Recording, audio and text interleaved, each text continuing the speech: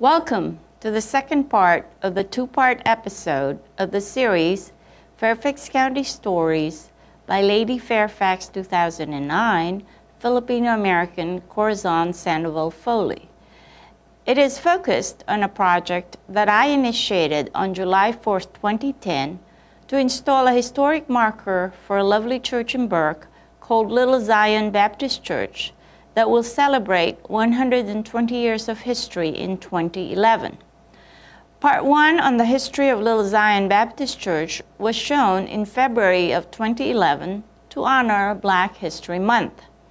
For the second half of this episode, I will introduce you to Colonel Silas Burke, who will share with you the way of life in the Burke area that was named in his honor.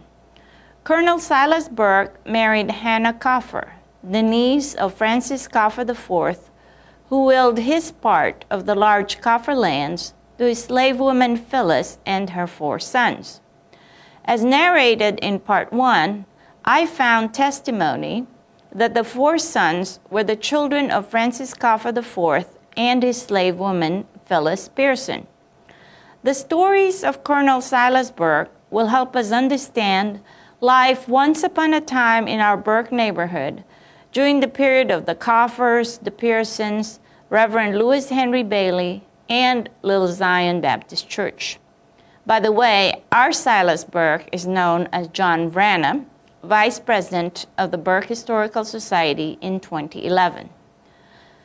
Part 2, the whole episode, is aimed at celebrating Women's History Month in March 2011 in honor of the remarkable women in the family of Reverend Lewis Henry Bailey, founding pastor of Little Zion Baptist Church. We will meet his wife, Ella Dean Bailey, and his daughter, Annie Beatrice Bailey Rose, who was a noted philanthropist in Alexandria, Virginia. Then we'll meet Reverend Bailey's sister-in-law, Jenny Dean, who founded Manassas Industrial School for Colored Youth. That school provided high school education for African Americans in Fairfax and other Northern Virginia counties that refused to build a high school within their county borders for the Black community during the era of segregation. It was not until 1954 that Luther Jackson High School was built, the first Black high school in Fairfax County.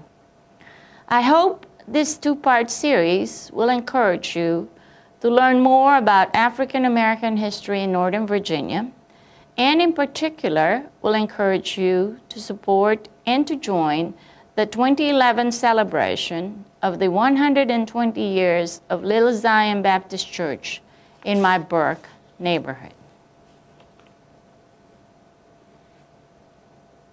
And I thank the Burke Connection for their support of the project.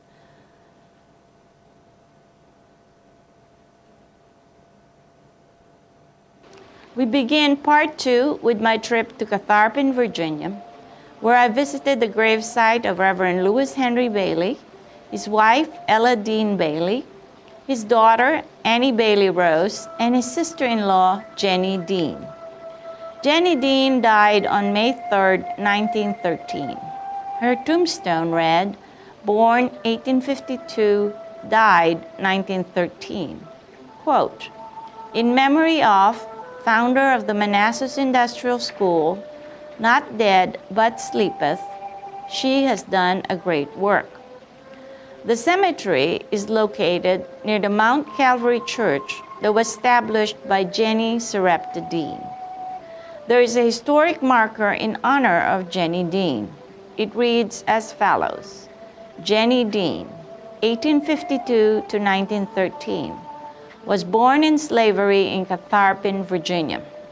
A pioneer in the advancement of education and religion among Black citizens of Prince William County and neighboring counties, Ms. Dean founded the Manassas Industrial School for Colored Youth in 1894 and the Mount Calvary Baptist Church in 1880. The Manassas Centennial Commission proclaimed her Woman of the Century in 1973. My historical research included a visit to the site of the Manassas Industrial School for Colored Youth. The buildings for Manassas Industrial School no longer stand, but the site is now a memorial park. This landscaped 4-acre park contains the outlines of building foundations, bronze model of the original school campus, and exhibit kiosk with audio program and interpretive panels. Manassas Junction in Prince William County was frequently traversed by the opposing armies throughout the Civil War. Most of the 118 families in the vicinity were farmers raising wheat and corn. Of these inhabitants, the 1860 census listed 548 whites, 260 slaves, and 45 free blacks. Among the slave population freed by emancipation was the Dean family. It consisted of parents, Charles and Annie Dean, 4 children, Jane, called Jenny by her family, Ella, who became the wife of Reverend Lewis Henry Bailey, founding pastor of Little Zion Baptist Church, Mary and Charles Jr., along with grandparents Mildred and Reuben. They lived on land owned by Christopher Cushing near the Sudley Springs Methodist Church. In the mid-1865, about the same time, an enterprising property owner, William Fewell, systematically plotted 9 blocks for the village of Manassas. Charles Dean Sr. initiated ownership of a farm some 6 miles away near the former battlefield known as Catharpin. Charles had learned to read and write, and so had his eldest child, Jenny, even though she had just 2 years of formal education in the new Freedmen's Bureau School. Unfortunately for the family, Charles Dean died suddenly. Jenny, determined to help her family hold onto the small farm that her father was in the process of buying. So, at the age of 14, Jane Surrepta, Jenny Dean of Prince William County, set out for Washington, D.C. to find a job and save her family's farm. She found domestic work for prosperous whites in Washington, D.C., and a supportive black community there in 19th Street Baptist Church. Jenny Dean worked as a cook, a maid, and a concert artist. According to the clerk of the 19th Street Baptist Church, where Jenny Dean was a member, quote, her singing inspired many white people to contribute money to aid her in her work, unquote. Not only did she secure the farm, she financed her sister's education. She was inspired to promote the education of black students. Troubled by the lack of educational opportunities for black children, she encouraged schools in the churches and started by establishing Sunday schools. Her first project was Calvary Sunday School, which came to be known as Mount Calvary Baptist Church and is now Greater Mount Calvary Christian Church. Members of Mount Calvary long remembered founder Jenny Dean riding out in her light sulky, pulled by her bay horse, Cheney. On visits home, she evangelized and organized Baptist missions that became full churches. In 1880, with black citizens, she founded Mount Calvary Baptist Church in Catharpin.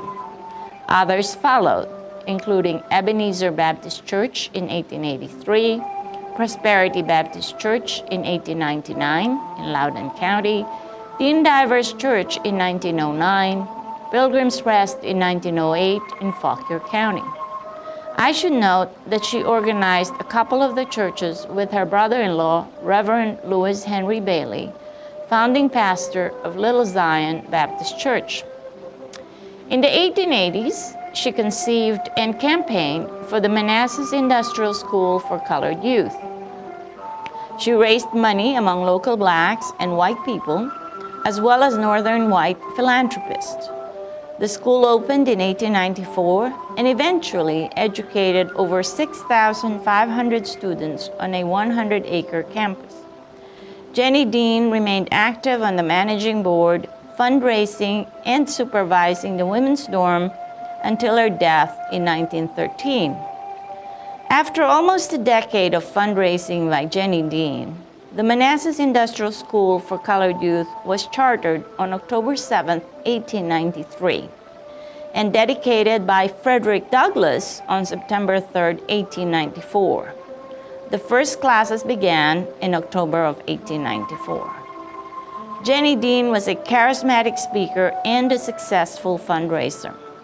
Her social abilities and professional contacts among the white gentry helped her to gather the resources necessary to establish the Manassas School.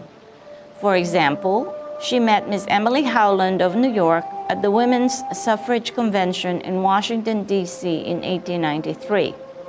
Ms. Howland gave the funds required to construct in 1894 the first building in the school, Howland Hall. Hackley Hall was named for another benefactor, Mrs. C.B. Hackley of Tarrytown, New York. Andrew Carnegie's gift of $30,000 in 1907 for the construction of a library, administration, and classroom building called the Carnegie Building helped to bring in further donations and recognition for the school. On average, about 150 students attended the school during the 3 terms, which lasted from October through May. In 1902 to 1903, the faculty comprised a principal, assistant principal, who also served as a musical director, a matron, a graduate teacher, and instructors in sewing, cooking, carpentry, and blacksmithing. By 1915 to 16, areas of instruction had expanded to include mathematics, natural sciences, geography, physiology, music, carpentry, painting, mechanical drawing, agriculture, literature, English, sewing, laundry methods, cobbling, shoemaking, poultry husbandry, and physical training. In its operation and organization, the Manassas Industrial School attempted to be an independent, disciplined, and self-sufficient institution. Although the school charged tuition and fees, it also relied upon and sought the gifts, both financial and material, of generous benefactors. Many of the yearly reports contained lists of equipment, supplies, and other items that were needed by the school, such as globes, library books, and a fire extinguishing apparatus. The Manassas School was indeed a place of industry. In all departments, whether mechanical trades, agriculture, or domestic arts, students were paid a certain amount for their labors. These fees could be applied to their tuition and board. In addition, the school's leadership endeavored to produce enough fruits and vegetables, livestock, and grains to supply the subsistence needs of the student and faculty during the school year. In 1902, for example, the school's fields produced timothy, clover, corn, fodder, beans, green, white, and lima varieties, oyster plant, parsnips, rutabagas, turnips, tomatoes, potatoes, white and sweet, beets, onions, pumpkins, kale, and cabbage. Livestock included 3 horses, 5 cows, 3 calves, 5 sows, 11 young pigs, and about 100 fowls. Overcoming constant financial challenges, the school survived as a private institution until the 1930s. In 1937, the public school systems of Fairfax, Fauquier, and Prince William counties formed a joint board of control and all the buildings from the Manassas Industrial School to establish a regional high school for African American students. Black citizens in all 3 counties continued to agitate for their own public high schools, mostly through